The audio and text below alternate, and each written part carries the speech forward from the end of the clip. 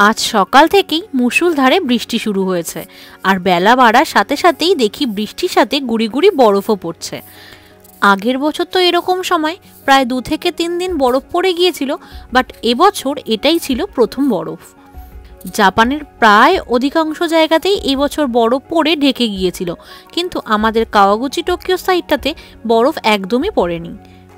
যাই হোক, একটু খাওয়া দাওয়া করে নিয়েছিলাম খিচুড়ি আর আলু ভাজা দিয়ে। এরপর আর নিজেকে ঘরে আটকে রাখতে পারিনি, সোজা বেরিয়ে গিয়েছিলাম বরফকে উপভোগ করতে। জাস্ট 3 দিন হলো আমি এ পাশটাতে যাইনি, আর গিয়ে দেখি সাকুরা ফুল ফুটতেও শুরু করেছে।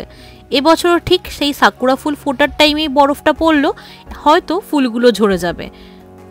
1 ডিগ্রি টেম্পারেচার, তার উপরে বরফ পড়ছে, সাথে গুড়ি গুড়ি বৃষ্টি। উফ, কি যে ঠান্ডা!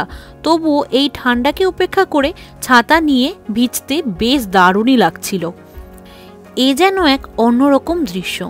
আগের বছরও ঠিক সন্ধ্যাবেলাতে এইরকম বরফ পড়ে পুরো চারিপাশটা সাদা হয়ে ঢেকে গিয়েছিল, তবে আজকে যেহেতু বৃষ্টি হচ্ছে, বরফটা একদমই জমছে না।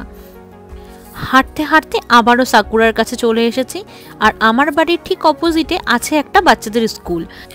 2টো বেজে গিয়েছে, স্কুল ছুটি হয়েছে একদম বাচ্চাদের। ওরা দেখুন ছাতা মাথায় নিয়ে গুটি গুটি পায়ে বাড়ির দিকে রওনা দিয়েছে।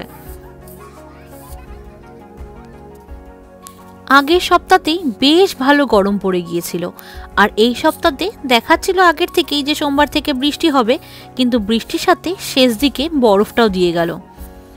যদিও আমার আজকে ডিউটি ছিল না, তবে ডিউটি থাকলে বাড়ি ফিরতে বেশ মুশকিলই হতো।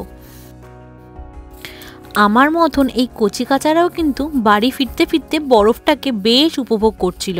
আর এই যে দাঁড়ানো লোকটিকে দেখছেন, ইনি হলো ওই যে স্কুলের বাচ্চারা এই সিগন্যাল দিয়ে পারাপারের সময় যাতে কোনো রকম কোনো প্রবলেম না হয় তার জন্য এখানে দাঁড়িয়ে থাকেন। শীত, গ্রীষ্ম, বর্ষা এটাই হলো এনাদের ডিউটি। যাই হোক, আজকের মতন ব্লগটা এখানেই শেষ করছি। দেখা হবে অন্য কোনো ব্লগে। Thanks for watching. টাটা।